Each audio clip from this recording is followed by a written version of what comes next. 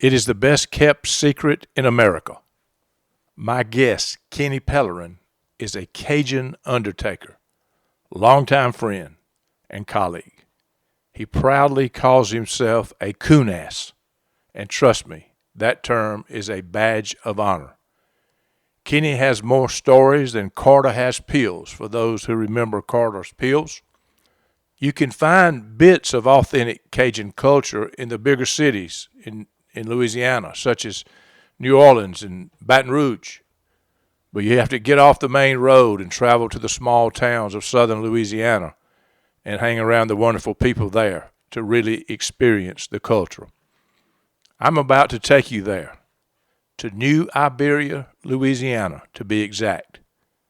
Faith, family, and fun defines them.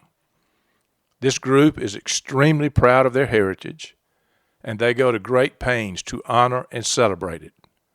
Most are Catholic, and they take their religion seriously.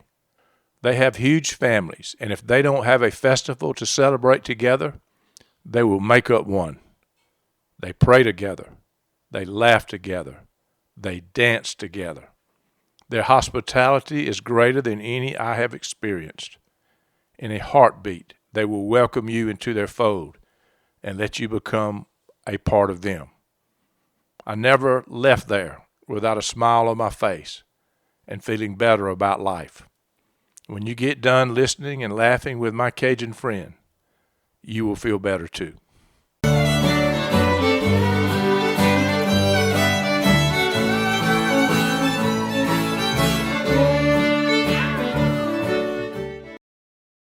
Viewing life from a hearse, it could be worse. Laugh, think, and cry with the country undertaker. This is Bruce Goddard, and you're listening to the View from a Hearse podcast. I have my good friend and former colleague, he's only a former colleague because I retired, Kenny Pellerin on the phone from New Iberia, Louisiana. And if you hadn't heard of New Iberia, Louisiana, then you're about to hear about it. He is a Cajun. He is a official registered Cajun. He even calls himself a Coonass, and I'll let him talk about that in a little bit. Some of you go to Cajun restaurants sometimes and eat, but I had an opportunity for many years to not only travel through southern Louisiana and Cajun country, but to also rub shoulders with these guys and gals who are real Cajuns. They're great people. As I said earlier, one of the misconceptions is, and I've learned this in my own life, is that people think that because they have an accent or because they talk Cajun or they like me and talk like a southern redneck, that we're stupid. Kenny is a funny guy, but he's also a savvy businessman. He's a smart guy. Trust me, I know him well. I work with him. He is a top-notch funeral professional. No telling how many families he's waited on.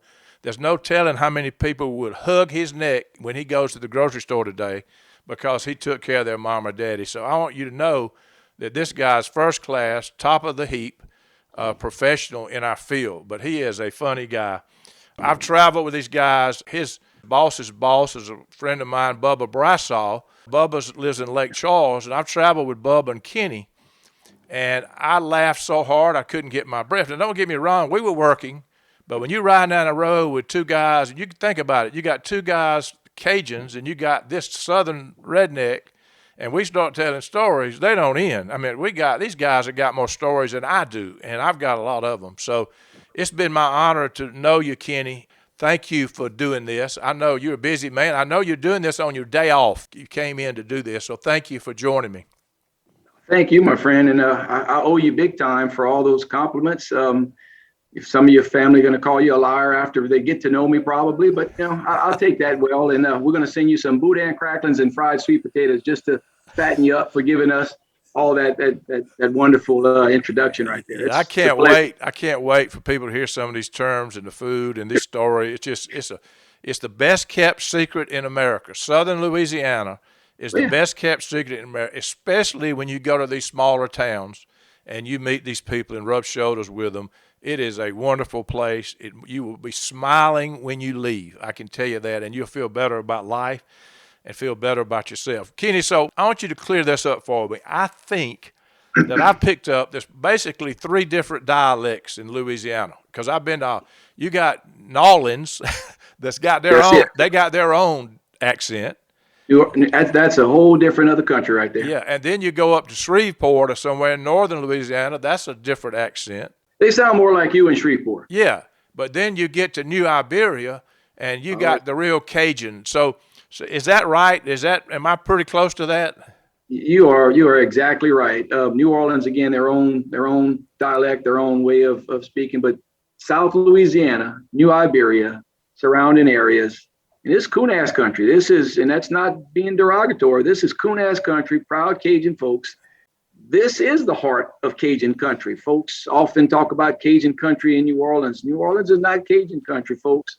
Shreveport's not Cajun country. You got some good Cajuns that have migrated out that way. But this is where, if you want to come for good Cajun food and good folks and celebration and family, this is the place to be in this area of Louisiana. There's no doubt about it. So define, what is a Coonass? Some people think that's derogatory. I've ridden in the car with you guys and see these bumper stickers that say Coonass on board. That's a badge of honor for you, right?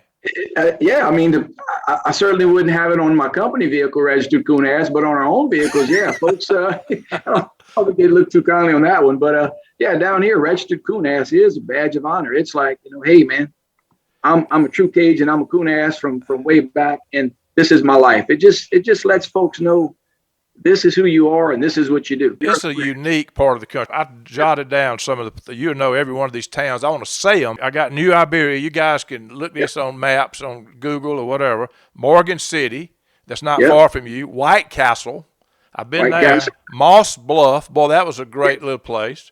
Welsh, Sulphur, St. Martinville, DeQuincy, Vinton, Donaldsonville. That's not counting Baton Rouge and New Orleans. How does Baton Rouge fit into is that considered Cajun country? Not really. I tell you, Baton Rouge is city life. They got good Cajun folks everywhere you go, right? I mean, we're everywhere. So, and that's a blessing for wherever you go if you meet some Cajun folks. But Baton Rouge, that's the city life. Funny thing is that my own family said, "You're not a real Cajun, boy. You was born in Franklin, 25 minutes east of New Iberia is where I was born and raised." I said, "You're a city boy. You weren't born in New Iberia. You're not a real Cajun." All along that I-10, that corridor that you came in on South Louisiana, you are riding through Cajun country. You're visiting with some of the best folks and some of the best food you'll ever eat. So that's the difference. So it's like Georgia. You go to Atlanta, you get one thing. You get out in the real rural areas, you meet some different kind of people, and you'll have a smile on your face. In the same way, Baton Rouge. Baton Rouge, you're right, but it's more mixture. It's got people coming to school from all over the country, and it's kind of like New Orleans. It's just a huge melting pot of everybody. Yeah. Most folks down here that's Cajun heritage from way back. How about Lake Charles? Is that considered? Yeah, that's too close to Texas for me, but they got some good Cajun folks over there. I'm not gonna knock my buddies on that.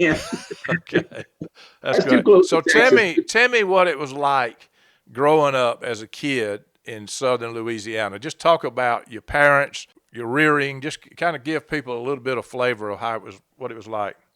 So me, born to an Italian mama. I'm talking as Italian gets, Salvador Machota and Josephine Barone Machota. And my mother is Mary Ann. And she met little Coonass man from New Iberia, 25 miles away, Johnny Pellerin, and his dad, Baltazar and Estelle Hebert. So two as Cajun folks as you can get, and 2 Italian folks come together and raised us. And I was born and raised in Franklin. We'd come to New Iberia every Sunday, visit my grandpa, who didn't speak very much English. I mean, you may have gotten a wave, a hello, or whatever from him, but it was mostly French. And you didn't really sit too much with him in the house because he was watching his wrestling and you didn't disturb his wrestling. Grandma said, "Y'all go out in the pasture." We went play in the pasture. We went in the hog pen. We went to the chicken coops. We ran down to the little coulee in the back and tried to catch crabs or fish or whatever. And it was outside playing, growing up, and being a part of a big family. My dad, by the way, is one of 18 children that was born to my little bitty grandma, which is only 4 feet tall. So 18 kids in that family. We're a bunch of cousins. And grandpa, my papa, or papa, as we called him, had a ton of land all the way from Avery Island. And if you know Avery Island, that's where you get your Tabasco pepper sauce. So my grandpa had land button from Avery Island all the way out into the port of Iberia. And that's what my dad and them did growing up.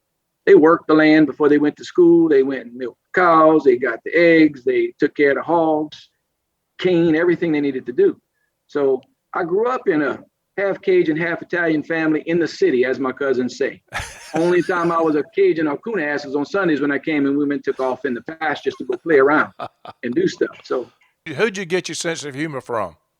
Oh, I don't know where that came from. I tell you, my mama was a sweet lady, but I think this funeral business made me a little more funny, having to just look at the lighter side of life as you do a lot. There's some funny things that happen at serious times, and it makes it more funny. It's not a disrespect for the families of the dead, but you can't help but laugh. My gosh, I've spoken all over the country telling funny stories that happen to me. We have to laugh. We have to laugh in this business. We have to keep ourselves kind of respectful, but we laughing because the families are laughing, and it's all wonderful things. But sense of humor, I thank God that I can laugh a little bit, I'm glad you do. It's contagious, and you're fun to be around. So talk about the culture, because I know you laugh about it, but you honor your culture. You're very proud of your culture, and everybody I've met in southern Louisiana is proud of their culture. So just talk about why and what makes you proud, and what do you do to honor that? Well, I mean, a little bit of background about Cajuns. Most folks just know Cajun. They know blackened this, and they know Cajun food from what they hear. But Cajuns, I think a lot of folks understand, Cajuns came from France, in a western region of France back in the 1600s, and found themselves in a place called Acadie, or what we know as Nova Scotia, right? Right, in Canada, yep. Nova Scotia ends up changing hands and finally becomes under British rule. And these folks don't really, the Acadies, the Acadians, don't understand or don't really jive with these folks. They're not feeling it. So they're not really doing what they're supposed to do. So I think it was mid 1700s, they had what was called the Le Grand Arrangement, which is the great deportation is what it is. And these folks were sent out all over the place. And most of them ended up down here in South Louisiana, found their own little spot west of the Mississippi, west of New Orleans, excuse me. Right. Down here in these swamps, in the bayous, along the Mississippi River. They were farmers, they were fishermen, they were trappers. They did all these things to make a life for themselves. Good folks, as we know Acadians from Acadie, today we know them as Cajuns. That's the kind of the short version of that. So, but these folks came down and started their own life, and never really looking at it as a struggle, as this is our new way of life. We're going to take it. We're going to do well with it. We're going to live, and just flourished from there. I mean, when you think about Cajun, you think of this. It's faith, a very faith-based people, family people, food, celebration. I mean, celebration of life. That's Cajun. So yeah. Oh, I've seen it. I've seen it. You know about it right there.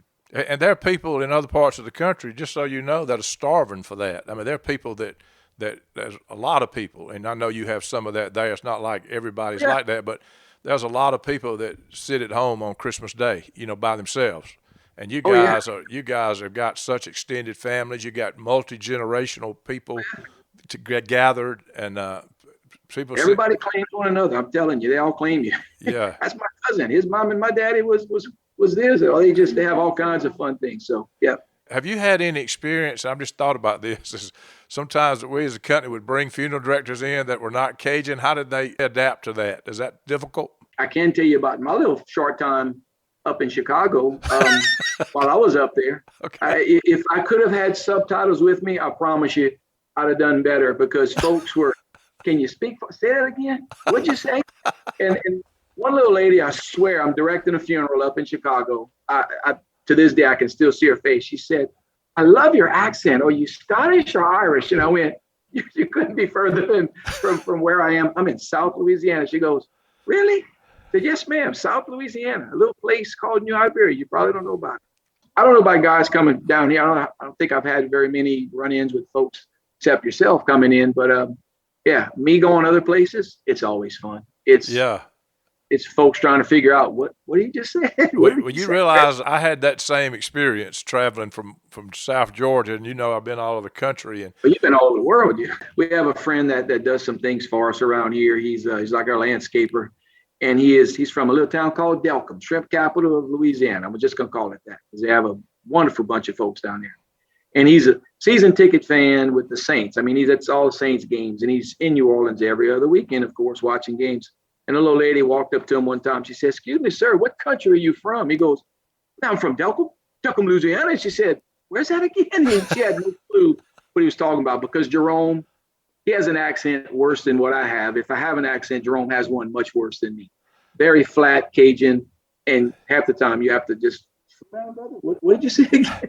our next door neighbor who passed away was from Barbados, and Okay. he talked very much like Cajuns. I mean, when I first started talking to him, I thought I was in New Iberia. I mean, it was very similar. It's very similar, but he's got the French thing going on. So, what do you see as the difference between the Cajun culture and the rest of the United States? I mean, I've not traveled as much as you for sure, but I mean, I've been in places, and you see, like big cities and cultures. Maybe let me just tackle the Philadelphia folks. You got a big, that's mostly Italian folks, right? You got a lot of Italian folks in that area, right? That's some proud folks. That's some proud people. They are upfront in your face, right? They're right there. I think our Cajun culture is more what I said from the beginning. Our folks are just, northern Minnesota nice. You know what that is, right? Minnesota nice. We're that amped up tenfold, right? Cajun folks are just good people. Again, faith, family, food, fun. It's what it is around here. There's festivals every time you turn around. There's celebrations. There's family outings. It's just, I can't really speak for all the other places, but I know here, come down and you're gonna see something like you've never seen. That's for sure. One of the things that was always fun to me is to go eat, and you guys would take me places that's not a chain restaurant that most people, if they were traveling through, would have no idea to eat at these places. Yeah. I remember with my stomach issues that I usually hit the restroom before I left the building because that Cajun food. This is real authentic Cajun food.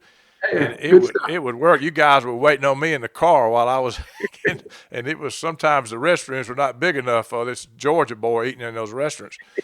But then when I ate, and it's almost, maybe you were taking me to these places, but it seems like every restaurant I went in at night, you got people up and dancing. I mean, they eat and then they're out on the dance floor. Talk about that. Is that everywhere? That's just part of dinner, I think, isn't it? So I'll tell you, my coworker Stephanie, her and her husband, they can dance it up pretty good. I'm not the dancer as much, but people go out and eat. You got the Cajun band playing. You got somebody up there. Who is it? Maybe you got Harsh Trahorn, the Mamu Playboys, or somebody. You got somebody up there kicking. And these old folks jumping out there, and they're gonna get the traditional Cajun waltz. They're gonna do all these little dances. And what I think is so neat is that whether the husband wants to dance or not, the old lady's gonna get up. She's gonna get her little lady friend, and they're gonna get out there and spin it around, and they're gonna do dancing all night. Oh, long. it's great. I mean, everybody's eating. Yeah. They're eating. They grab your husband, your wife. The two wives get up. They're gonna dance. The little ones dance with the big ones.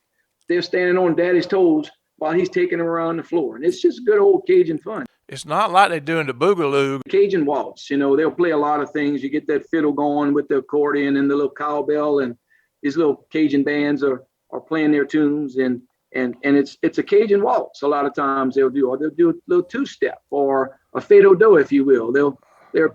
It's just fun. And again, I'm not the dancer because I don't even have two left feet. I don't even think I have feet, period, when it comes to dancing. But these guys get up, and they're doing traditional Cajun waltzes. That's the biggest thing. If you ever have a chance and you can look up Cajun waltz, you probably pull up some things from the old Randall's restaurant in Lafayette, where folks would go, and they do a Sunday.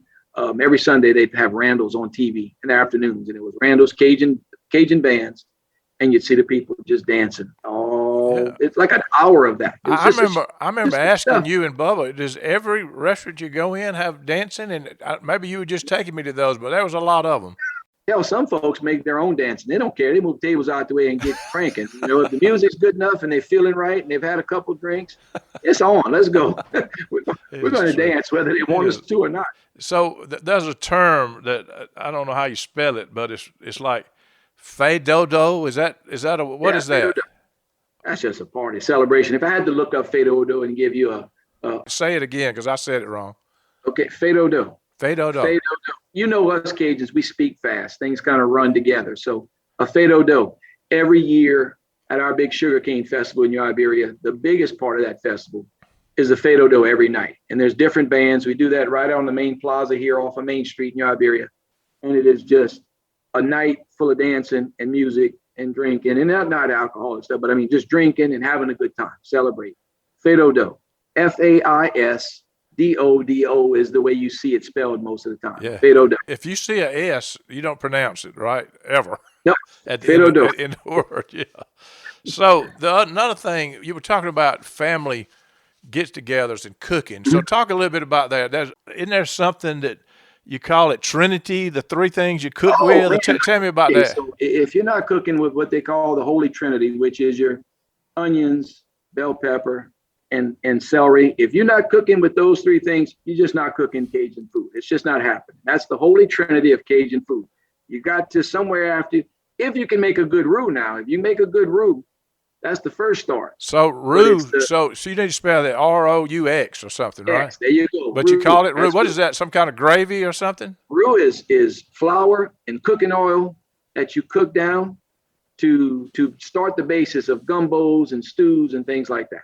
But the Holy Trinity, you know more about all this than I do, man. We're going to make you an honorary. You got to understand. I hung around with you guys. I asked you questions. I didn't forget it. To be an honorary Coonass, I'm telling you. We're going to take you from Georgia. I want that award. If it's ever been an award, I would like to get it. I can tell you that because I love it. But yeah, the Holy Trinity. You know, everybody starts with onions, peppers, and celery, and it's just the things that help flavor the roux. I mean, you talk about food around here. Good Lord, man. Gumbo, jambalaya, boiled crawfish, boiled shrimp, etouffee. I mean, name it. That's South Louisiana. All these things that people hear about all the time. That's everyday meals over here for folks in this area. It's stuff we eat all the time, and it's good. Yeah. It don't work sometimes for a man like yourself coming up from the northern. Well, you got to understand, a T-bone steak would do the same for me. I'm gonna tell you this just so I make you laugh. I'm in Chicago, and we stop at a Polish smorgasbord. Right out of Oak Brook. We hit this place. Everybody says, let's do it. I said, yeah, let's go. What were you doing working in Chicago? I didn't know why you got I was up there helping out. They was doing the strike or whatever. Yeah, okay. Yep, I was up there helping out. So we decided we're going to all get on the bus and we're going to find something different. We were tired of Chicago pizza and all the things you get in Chicago. So we go to the Polish smorgasbord. And I ate like it was the Last Supper. I'll tell you, I just ate and ate. And I swear I didn't get up from that table, and we're standing at the lobby waiting for the hotel bus to come along. And something hit me. I commenced to sweating. I said, oh, dear God. I felt like I was about to cross over to Beulah Land. I'm telling you, it was rough. If I could have beat the driver and took over the van as a hostage situation, I got back to the hotel in record time, but I was afraid I'd go to jail. So the smoke, I'll never forget that. That was a rough night, brother. That was a rough night. I think I lost 20 pounds of sweat alone. That is funny. What's your favorite meal? Oh, as people think I'm not very Cajun or Coonass because one of the things I don't eat, I don't care for boiled crawfish. It's just not my thing. Yeah. I'm not going to peel a crawfish. I will if I have to, but it's just not something I like. I like shrimp. Everything's shrimp. Grilled, fried, boiled, however you cook it. Shrimp and grits. Lord, bring it to me. If it's shrimp, that's one of my favorite things. And you like it spicy too, right? So, misconception with Cajun food, when you go other places, that Cajun food is all about spice. And half the time people throw a bottle of seasoning on it, burn it, and it's blackened Cajun, and folks come running for it. But I like to be able to taste my food. So a little bit of spice, but not too much. That's just me. I'm kind of indifferent when it comes to that. So what is a jambalaya? Okay, jambalaya. So you got a jambalaya, rice. You've got meat, whether it's pork, whether it's sausage. You can do shrimp jambalayas, and it's a big old dish. If you, I guess what I was saying earlier about big celebrations, family get-togethers. a lot of dishes we cook around here are things that stretch and go a long way. A big old pot of gumbo is gonna feed a bunch of people unless you got some gourmands up in there, some real greedy folks, them ones that like to eat everything. The real greedy people were called I what? call it a gourmand. Spell that. I can't even spell it. I just know all the Gourmand. folks around here. A gourmand. It's just not like a gourmet, but a gourmand. It's just someone that just eats and eats and eats, bro. They just big old belly. They just love to. So that's tear it another up. thing. The sayings you guys have like that, it just blows my mind. They used to call it, one old fella. We had a little supper club, and that big wowadon coming, that big bullfrog coming. Look at him, he's a gourmand. He done took the half the pot before we got to the spoon, and he got everything in his bowl, and we getting scraps left. But all the things we cook around here, the folks do. Jambalayas, man, you do a pot of jambalaya, and you feeding everybody. You do a pot of gumbo or etouffee. These are all things that just go and it's what we have to do. I guess they learned that from back in the day because they didn't have a whole lot of money, but they did have their skills of farming and fishing and trapping, and they knew how to make things work and go. And we were blessed to have these things today. So when you had the big family, or you have the big family get-togethers and you cooking, who does the cooking? Do the men help with that? The women do it, or how do? Men do all the big cooking around here, man. I'm gonna tell you, when we have all these festivals and there's cook-offs, and we have a bunch of cook-offs. There's a gumbo cook-off. We even have a paella cook-off because, believe it or not, New Iberia was founded by Spaniards, but we're all a bunch of Coonasses around here. That's the way it goes. But there's cook-offs, and every time you see it, you got the guys doing all the cooking. They're out there with their big paddles, stirring their big black iron pots and just cooking it up. When we do our family reunion every year at my cousin's camp back in the country, back there where we all grew up. My daddy grew up. It was always a boucherie, so they going to slaughter a hog. Somebody's got a hog ready to go. So the hog is slaughtered. We're cooking the hog. We're doing cracklings. Half the guys are cooking the cracklings. The other ones are manning the hog, doing the cooking that, making sure that gets done right. And then the rest of us is potluck. You better bring something. If you want to eat, you better come with something in your hand. Other than that, you'll be serving and not eating. So everybody contributes, man. The last one we did was just endless table of pots of food, beans, fresh vegetables, every kind of Cajun food you want, gumbo, jambalayas, whatever. It was there. And we had to. We have a big old family. You mentioned the gubar or whatever you called them. You got a lot of these terms you call. I know I've heard Bubba and maybe you too say sha. Oh, sha. So yeah, sha is like a term of endearment. Sha, and it's actually spelled Cher, like share. Yeah. Sha is like a term. Oh, sha baby, look at that precious little girl, the precious little baby, the precious little thing. Sha darling, that was precious. It's just something. It's a term of endearment. Yeah. Don't ask me where sha came from, but I just know when I got to New Iberia, that jumped into my mouth right there. Sha is everything. Oh, sha, look at that. Sha, this poor little lady. Sha, this poor little man. Spelled Cher, but you pronounce it almost like SHA or something, right? SHA. That's exactly sha. Right. How about I'm telling you. You got some Coonass in you, bro.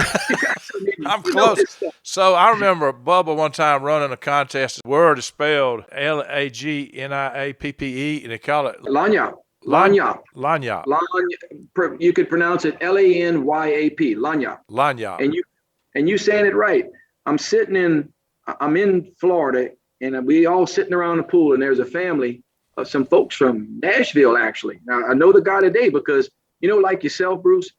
Long time ago, you told us, whenever you're out and about, talk to people, get their story, introduce yourself. You said that a long time ago, and we all remember that. So this family's in there, and I'm a Coonass. I'll talk to the damn post if you give me a minute. And they're all saying, we're going to go to that place, Lagniappe, tonight. And I'm going, the hell did they just say? And he's going, Lagniappe. And I'm going, I said, excuse me, man, Lagniappe. And he goes, what? And the minute I said Lagniappe, it's like some little bugs in the water just converged onto me, and I'm going, it's pronounced Lagniappe. You a Cajun? Yes, sir. Well, I'm living in that area. Tell me about this Lagniappe. I said, it's just the name of the restaurant, but it means extra. It means, a little more. And we get to talking. Next thing you know, the little Italian daddy's got his bottle of sangria, and I'm probably 3 sheets in the wind at this point because it's strong stuff. But we had a great conversation, and they learned all about the word Lagniappe. Bubba sent that to me the first time I saw it. We got a Lagniappe. That's kind of like the Chafalai and Chapatulas, man. You gotta You can't use phonetics in some of these words. You So gotta learn isn't about isn't the music Zadigo? Is it. that Zydeco. what is it called? Z- Zydeco. Zydeco. And what is that? I remember that term. So you've got Cajun French music, which is really Cajun French. Zydeco is a hyped up version of Cajun. I mean, it's got the washboards, it's got the accordions and all the good stuff, but you'll find a lot of Zydeco musicians come from out around the Opelousas area. I don't know if you remember that, a little bit north of Lafayette, Yeah. Opelousas. You got a lot of Zydeco musicians there. Prairie Roan, Rain, Eunice. That's where you get a lot of Zydeco. If you want some really good music to dance to, that's when the Fado Do kicks up. When Zydeco jumps in, that's when that's when the people start going. It's a good time at that point. It's really the best kept secret in America. You've got to be in the smaller towns in southern Louisiana, and you can't just ride through and stop at a convenience store and move on and think you've been there, or eat at a restaurant and think you've been there. You rub shoulders with these people. They're great people, and they're smart people, and they're funny people, and they're fun to be around, and they make your life better. I mean, these guys are enjoying life. Doesn't mean that people don't have problems like they do everywhere else, but I can tell you generally they're a lot happier than any place I've been in the United States. That is for sure. I mean, it's a great place to go. The other thing that I want to talk about, I know that this is a place, and he said it earlier, that really celebrates life when somebody dies. That's a big deal. One of the things, he had me laughing so hard one time, and again, Bubba is a good friend of mine, and I've been with Bubba more than I have Kenny, but still, I've been with both of them enough to know. But when you get people with this French dialect, and again, understand, these may be smart people. They are smart. It's not like they're dumb. They didn't graduate from high school and don't have any sense. They trying to understand this particular language that I would come in and speak, and they get it mixed up. And some of the things that you guys were telling me of when you're waiting on families and trying to figure out what somebody died of some of the I mean, you got to just say some of that, because I was laughing one time. I was crying. I had to come back to you and get some more of them. And I remember several of them, I can tell you that. Yeah, there's a few things, and I tell you, we all find ourselves stumbling for words sometimes, but I thank the Lord for him giving me a little bit of sense to hang on and just try to get my brain working. But there's a friend of mine. This guy, he drove over here every day on his scooter. He went from a bike to a scooter because he lost his mobility, but scooter didn't stop him. He had the flag on there, and he'd ride to the funeral every day. Come right up the ramp, the handicap entrance. In the funeral, he'd sit with us and talk all day long. One day he came in, and he was a little upset. And I said, Bub, hey, what's wrong, buddy? I said, let me get you some coffee. We're going to sit and talk. He says, oh, Kenny, he says, I'm sad. I'm really sad. I said, what's wrong, buddy? He says, it's my cousin. I said, well, what? Joe, tell me. I said, what's wrong with your cousin? He said, he's got Kansas at the pantry. And I had to stop for a minute, and I'm thinking, okay, Kansas at a pantry. I said, Joe, his canned goods went bad? He just looked at me kind of goofy. And I said, Joe, you mean cancer of the pantry? I mean, the pink. And I was lost on it. I said, you mean cancer of the pancreas? He said, yeah, that's what I meant, Kansas at the pantry. I went, Joe, I'm going to pray for him. I'm going to put your cousin on our prayer list with our Rosier group, and we're going to pray for him. The Lord, I tell you, he looks out for me, because it struck me funny when he said Kansas at the pantry. It's not a laughing matter, but it's the way he put it out there. Yeah. So that it just made me laugh, and he laughed about it. He finally said, say it again. Cancer of the pancreas. He said, yep, Kansas of the. He could not get that out of his head. That's what he heard. Kansas of the pantry. Yeah. Kansas of the pantry. And then you had the person that said the high heel hernia too. I remember that. Look, you got a high heel hernia that was bothering one little lady. We've all, I think, heard very close veins. That's a big one around here. It's not varicose. It's very close veins. All your veins are close together around here. I'm gonna give you a good one right here. So, little fella. Well, there's a little lady talking about something. She had she was looking for some poison, and I don't know how we talking about this in a funeral home. She had to go to people need to hang around a real funeral home. You talk about everything in a funeral home. She's up in here talking, and she said, man, I got a snake. I got one of them snakes in my yard. I need some of that snake poison, that stuff that gets rid of them. I said, Lord, a snake, maybe you ought to call somebody. No, I'm going to get it with this poison. It's one of them anacondas. I went, what? She said, one of them anacondas. You know, them big, big snakes. I said, anaconda? She said, yeah, anaconda. Man, I don't know why I try to put the word for them, but they still come back with it. So I learned that day an anaconda is a big, big snake. It's a big, big snake. And I just let it go. I said, look, go to Iberia. They got some stuff called snake away. It's a mixture of sulfur, sulfur, and like whatever you make mothballs with. I said, go get you some of that and pour it in your yard. They won't come around again. That was a good one. That is great. I got one more for you. So, and I tell you, it was a sad moment because this little man, poor thing, he had just, lost his wife, and his daughter was in the hospital as well, poor darling. I knew him. So when the call came in, I went to the hospital. I knew where he was in ICU, and I went up to him and I started talking. I said, buddy, what happened? I said, she's a young lady. He says, there's a glob. A glob got her.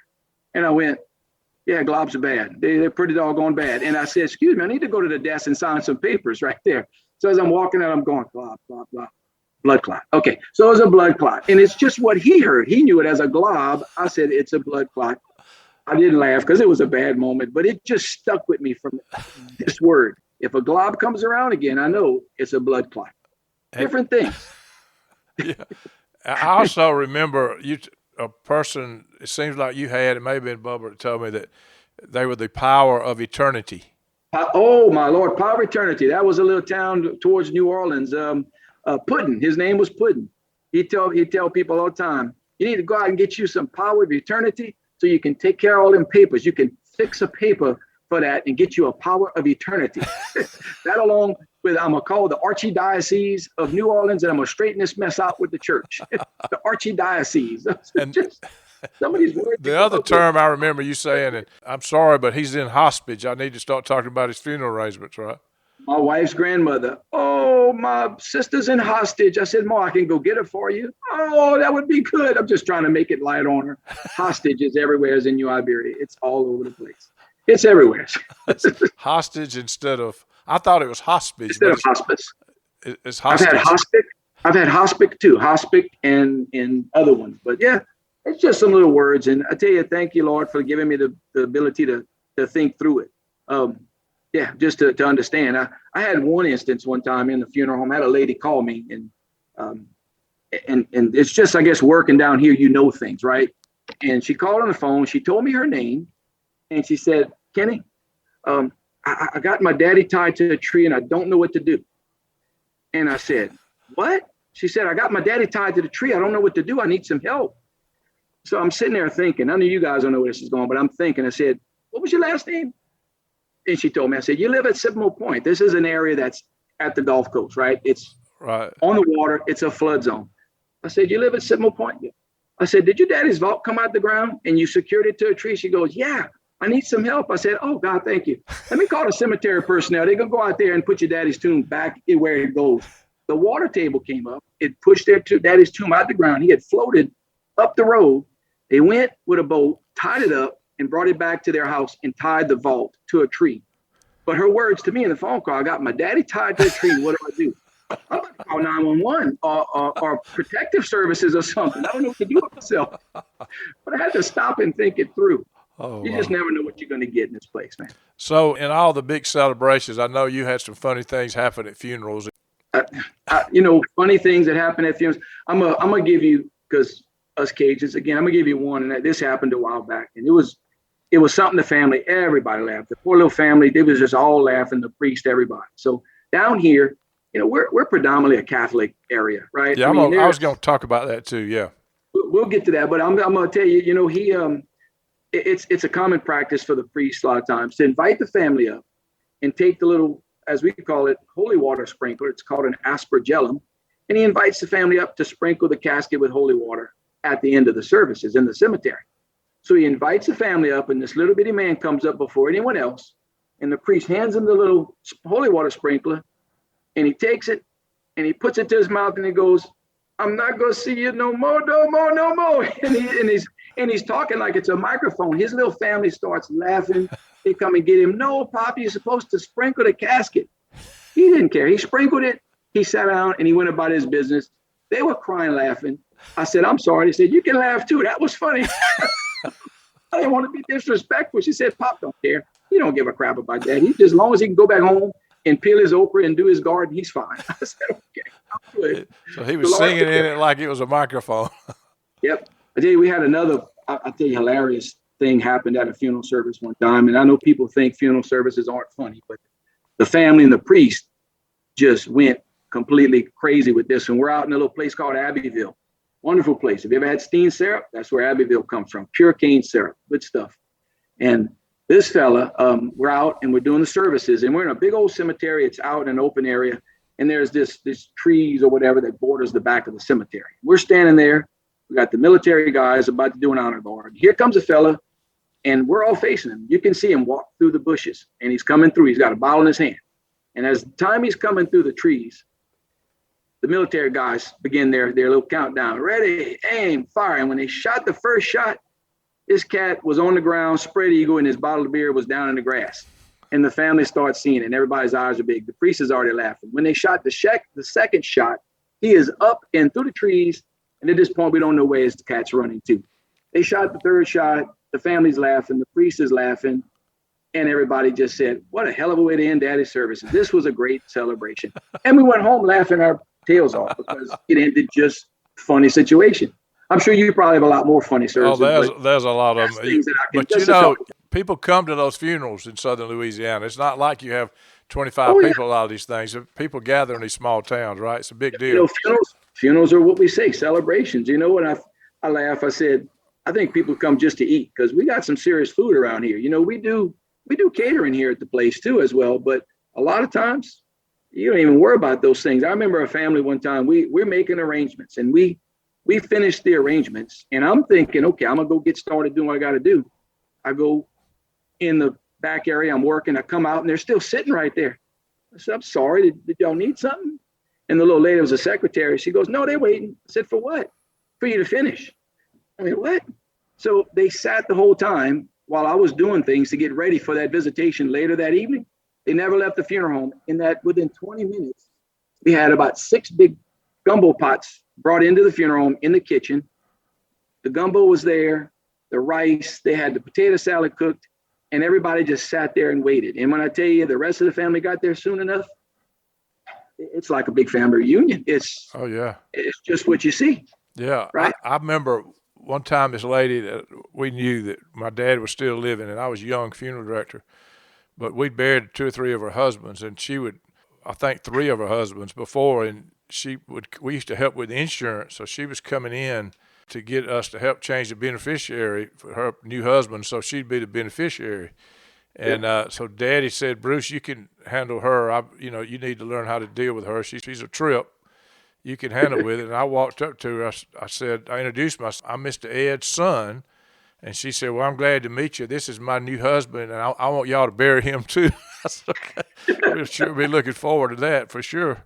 I remember when he died, she came in, a crowd of people, and she had her hairdresser working on her hair in the funeral home. They were all set up with all the curlers, had it ratted out all over. And there must have been 150 people there, but she was getting her hair done for the funeral the next day at the visitation.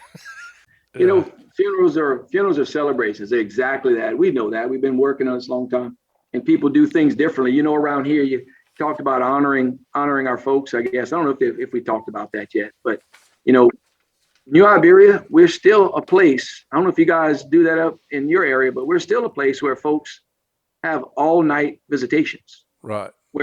And I promise you, they come in and they're going to be here all night long. And it's something that is kind of, we did many of those when I first started here back in the day, but today it's not as often, but we're still doing it. And when I see this, I'm going, I thought that culture or that group died out a long time ago. Right. They keep that tradition. This is what my family's done. Are y'all gonna let us do it? Well, yeah, we're gonna let you do it all night long. Let's go. Do you guys ever carry bodies home and lay them out? Did that when I first got around here back in the early 90s.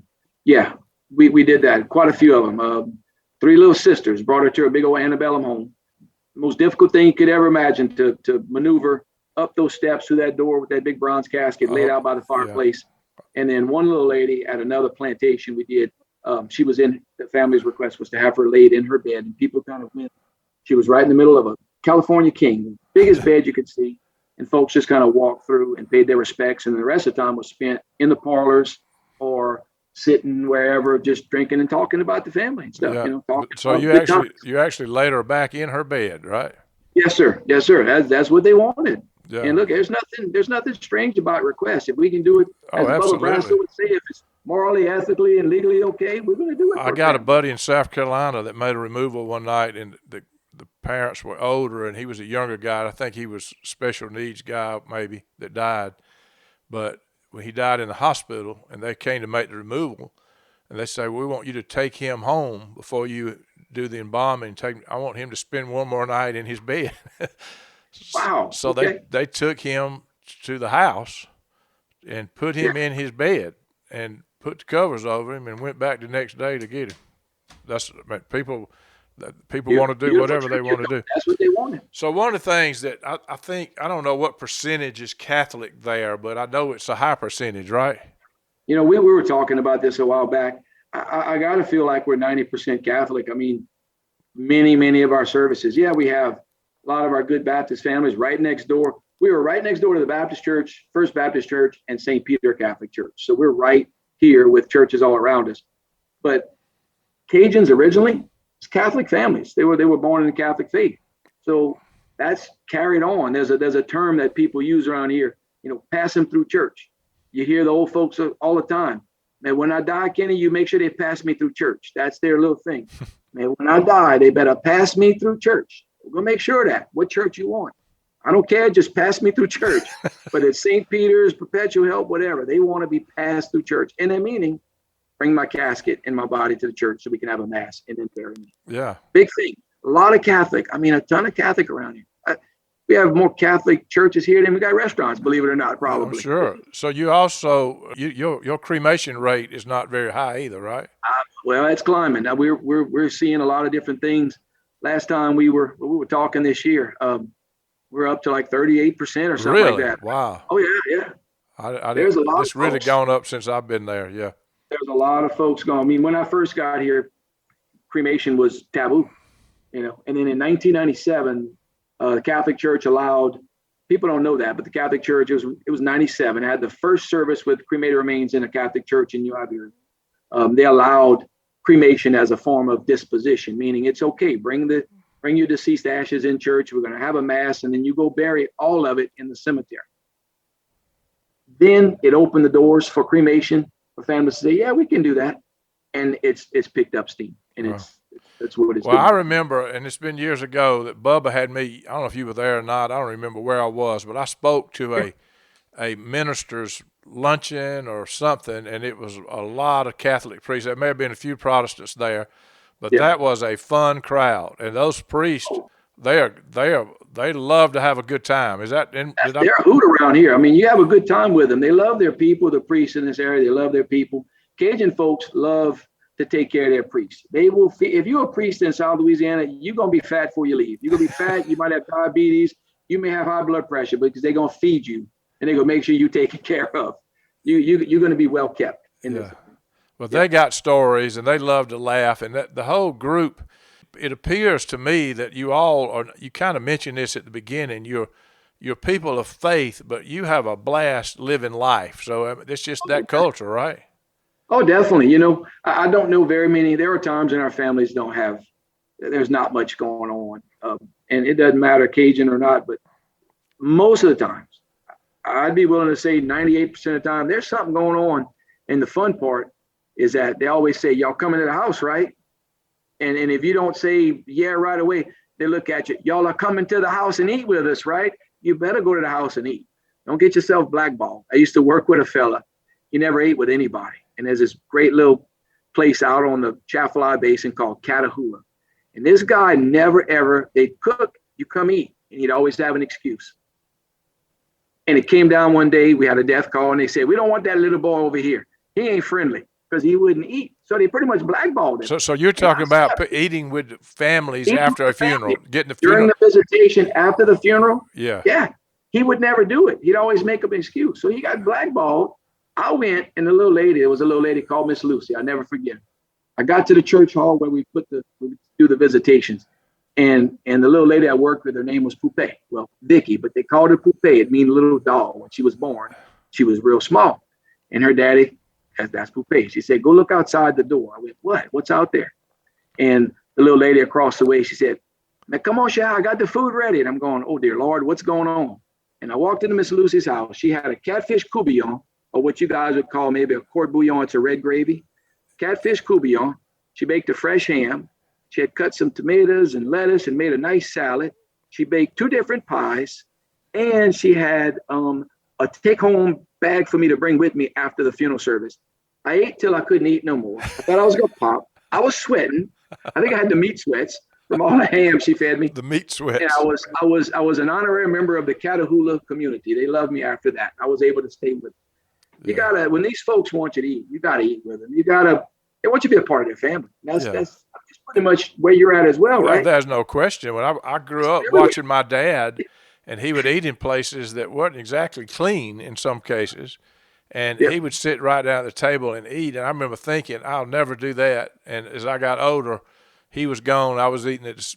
I'd eat wherever the people were. Wherever family was, you're eating food. And you certainly you build relationships with people, because you learn that some of the wisest people in the world may have a funny accent or get the word screwed up. I mean, you learn from people, period. Isn't that true?